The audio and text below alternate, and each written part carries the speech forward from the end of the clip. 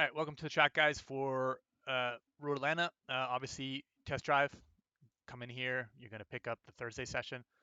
That's static conditions. But if you want to see preview what the race was going to be, you're looking here. Forecast.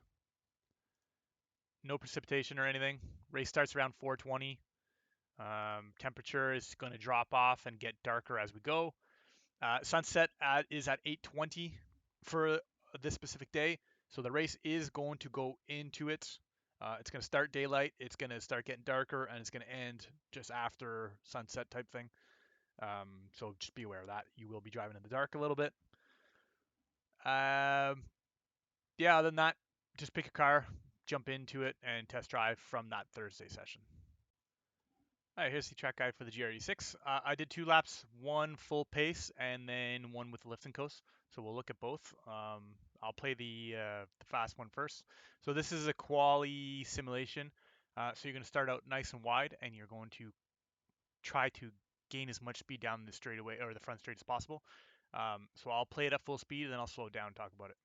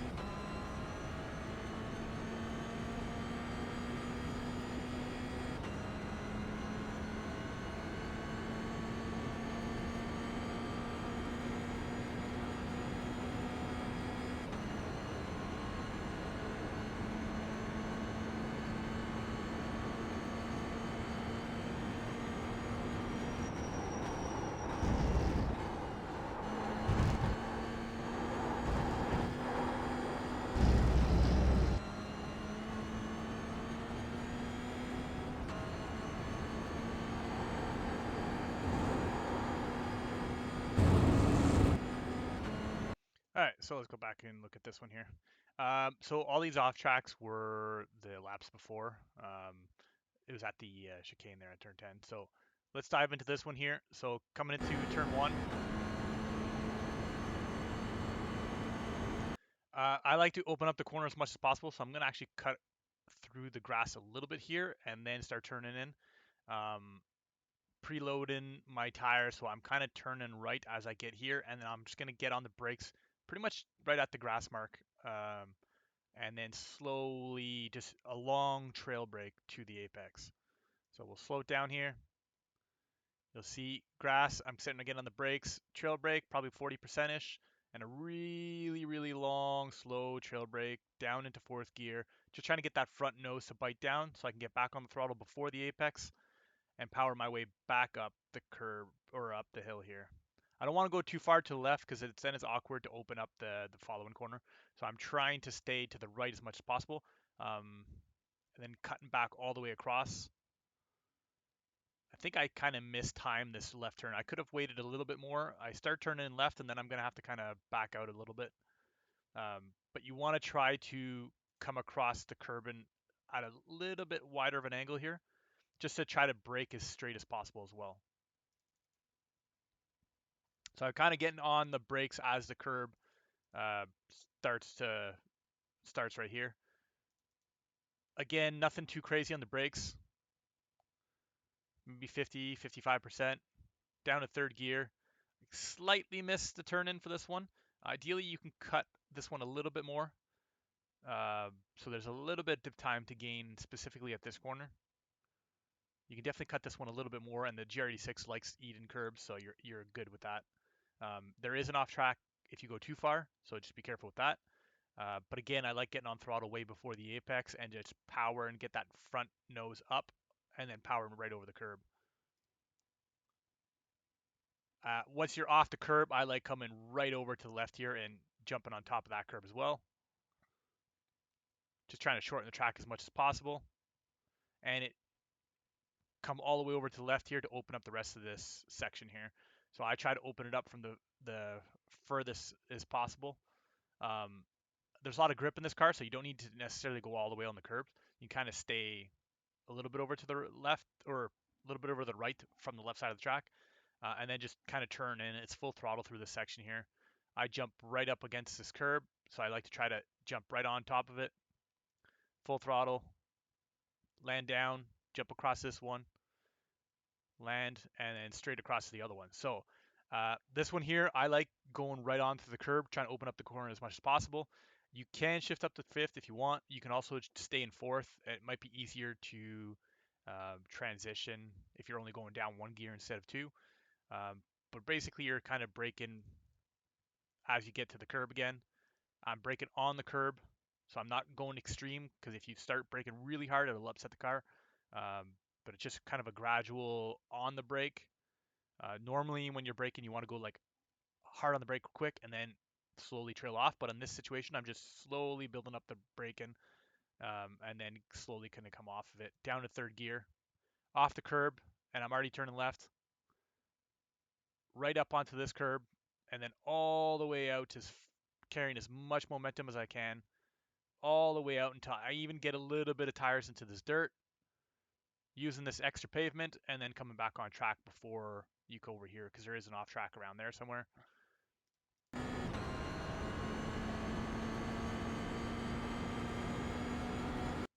So next session, this is a quite important sector for overall lap time. Because there's a very small straightaway after this curb, I like to push entry. So I'm not going to try to gain time on exit with this one. I'm going to try to gain time on entry. So that way I can try to gain time on exit of the following corner onto the back straight. So these are one of those corners where being aggressive on entry is a good thing. Where a lot of the corners you tend to want to be taking the entry a little bit easier so that you can nail that exit. This one, who gives a crap? Because it's a very short straightaway. So push that entry as much as you want. I'm braking pretty much right at those marks. It's a nice, easy mark to see. You can go a little deeper if you really wanted to, but I found this was a good way to keep the car from being upset. So it's just the platform is nice and stable. Fourth gear, down to third, and I'm going to come right up on this curb, and I'm going to get on power again right before I get on the curb. All the way out to the left, and pretty much as you get on the curb, I'm going to push all the way out to the curb. As I get onto the curb is kind of where my brake marker is for the next corner. Since there's no visual brake marker, that's kind of how I do it, is I just gradually drift over to the left here with the momentum I've carried through the entry. And as soon as I start hitting the curbs, you'll see on the brakes. And this corner is extremely important. You want to open up this one as much as possible. I'll go down to second gear. I start turning in quite early, and I'm going to start getting onto power way before the apex as well. Just trying to get that front nose to bite down, and once it does, I'm going to bang on throttle, cutting as much as this curve as possible, because you want to carry as much momentum down the straightaway as possible. This car is slow, so the exit of this corner is extremely important. You'll see here I'm trying to carry as much momentum as possible. I'll go all the way out to the side of the track, over the curb, still trying to carry as much momentum as possible, and then back on track, and then all the way down the straightaway. Basically, I'm making a straight line into the straightaway, so I'm going to stay left initially, and then as the track kind of goes this way, I'm coming across the track.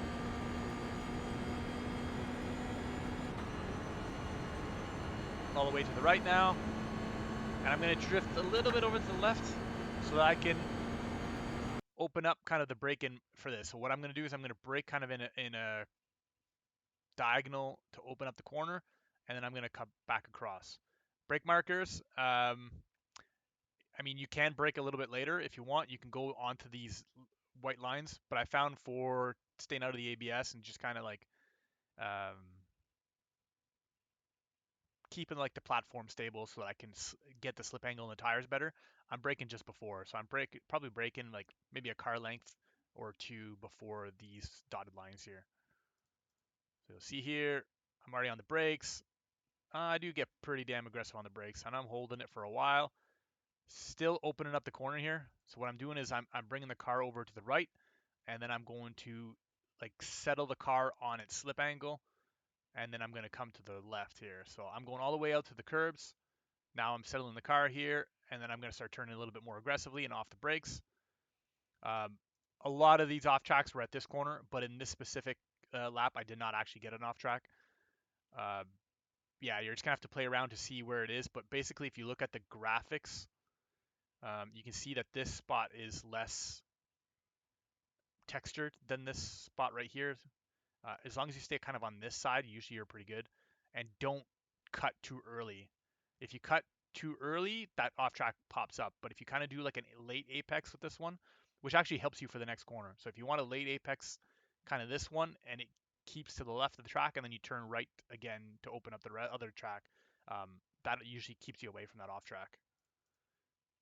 But you can see here, even though I did cut it quite a bit, and this actually wasn't an off track. So that's a good representation is this definition of grass here. But aggressive on throttle, and once I get back on throttle with this GR86, like I am full throttle from this point on. So I've kind of opened up this corner here. I'm continuing full throttle, light lift, and then right back on full throttle, all the way out to the curb. And for a quali lap, there's a lot of grip in this car, so I want to make this track as short as possible. You'll gain almost 2/10 if you stay to the right of this corner. If you go all the way to the left, it's extra kilometers on the track. So I'm going to come as close as I can to maintain maximum grip. So I'm not going all the way out there. I'm staying to the inside. Popping up that on the curb, and then across the line. And that was a 133.922. There's a little bit of time loss on turn 3. I could have cut that corner a little bit more, but honestly, there's not much left into it. Where do I see time in here? Laps, let's go show splits. Yeah, so I got a 133.872 as my optimal. So yeah, there's like a little bit of time, but not that much.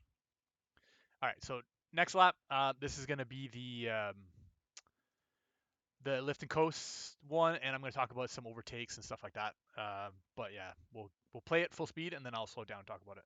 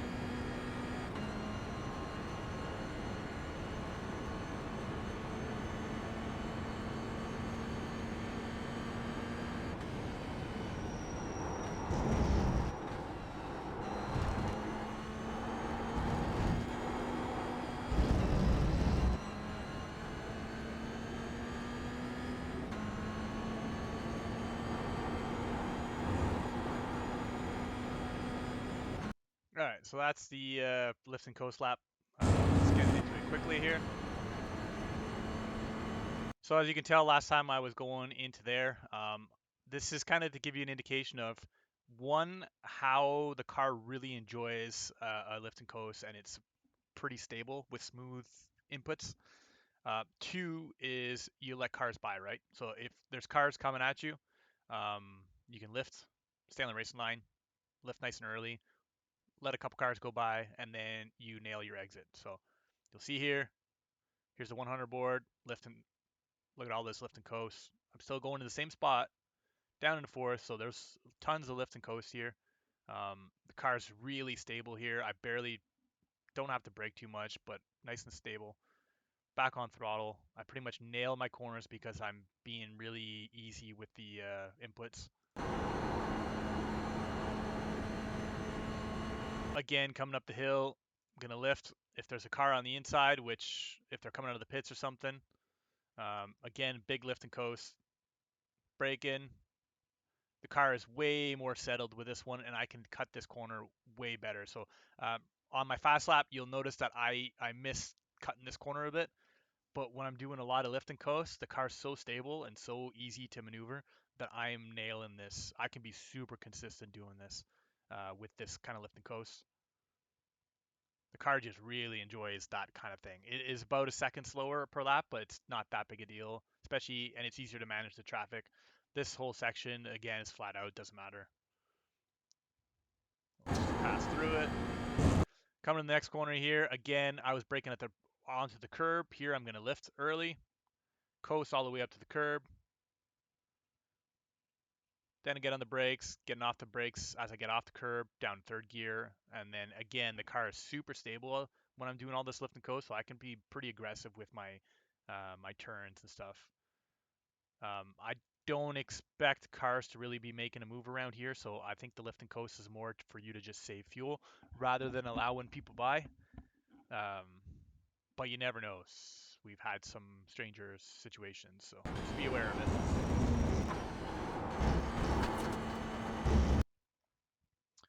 Next corner, obviously, um, there is a straightaway here, so cars are going to want to get by you. Watch mirrors, see kind of where they're. They might be coming at you fairly fast, so depending on if you're feeling safe or not, a good way is if you're not 100% sure if they're going to get it to you on time, what you can do is you can either drive to the inside, so you're protecting your inside, or lift nice and early and allow the cars to get by you before the corner. You can lift as early as you want, really. You can lift about here, let them go by, and then get back on throttle. It's not going to cost you that much time. It'll cost you a lot less time than having an accident, that's for sure. But here you'll see like where I was braking before was down there. Now I'm going to lift, drift for a little bit, then get on the brakes. Car's nice and stable. Very easy to control. You can really push the corners when you leave it. So again, I'm going to lift here a little bit earlier. So I'm lifting off the throttle, then getting on the curb. Now I'm going to get on the brakes. Car's super stable through this sector. I can get really aggressive trying to turn in. Back on the throttle, and I actually gained speed down the straightaway than my fastest lap because I nailed that exit so well that I actually gained a little bit of time. It's not a big amount of time, but I lost obviously time from lifting and coasting, but you gain time down the straightaway. So um, one thing to note is through this sector, sometimes you do get people trying to overtake you down the inside here. It's not ideal, and as the slowest class, you might have GT4s trying to do that. I don't really like these types of move, but they do happen, and it is a good opportunity to try to get, especially if they have like multiple cars and they're racing each other, and you just happen to be there. It is a good opportunity for them to try to create a distance between themselves and the car behind. The only thing is they kind of compromise themselves down the straightaway. So if they were smart, they would stick behind and pick you off on the straightaway. That's typically what I like to do, but I've definitely seen drivers try to go for a pass here, so be aware of that one.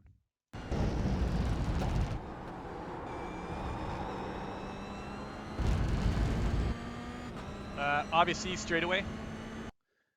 Maybe fast forward. So straightaway, it is a straightaway, but there is some curves in it, so just be aware. You can't just come straight across over another car. Um, there's going to be very high speeds at the end of the straightaway. So if there's GT4s behind you and you were watching them on their relative, they will be coming at you quite fast. So coming to this braking zone, you might want to lift really early and let them go by so that you can get the exit of these following corners. Um, if they're too far back and you think that it might be close, maybe start to defend early, showing that you're kind of stay down the inside. Um, Honestly, I would highly recommend just lifting earlier and letting the cars go by. It's just way better for you. Lift, save a little bit of fuel, and live another day kind of thing.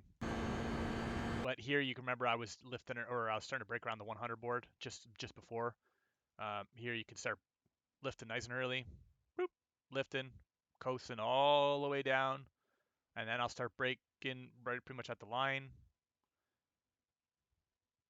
nice and wide like before. Some trail braking down to second gear. You'll see here I actually nailed this one really well. Um, I'm on throttle fairly early because of where I was, so I'm gaining speed quite well. And I nailed the exit of this one way better, whereas I don't have to lift at all. I can keep it full throttle. So I'm full throttle here, back across. I'm still full throttle. So you can tell on my fastest lap, I kind of had to do a slight lift, but you really don't need to if you nail it properly. And when you're lifting and coasting, it's way easier to nail everything consistently, time after time, because your platform of the car is so much more stable. And again, you don't need to go all the way to the left here. You can stay kind of to the inside. And then around we go. So that was 2 laps around Road Atlanta, 2 different ways of doing it. My quality push lap was 133.922, and then my lift and coast and letting people by is a 134.844.